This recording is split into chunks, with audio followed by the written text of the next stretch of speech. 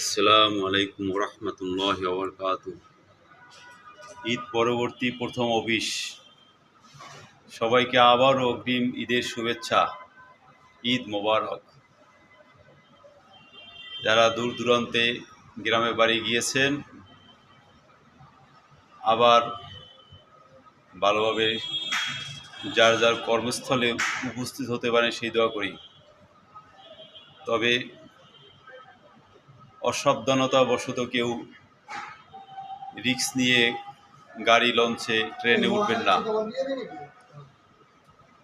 সবাইকে সাবধানতা অবলম্বন করার জন্য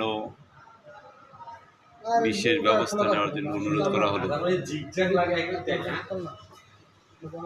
জিগজ্যাগ।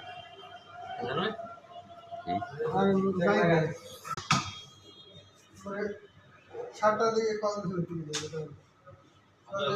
আমি সকালে করে বিকালে করে আবার 9টার সময় কল দিই।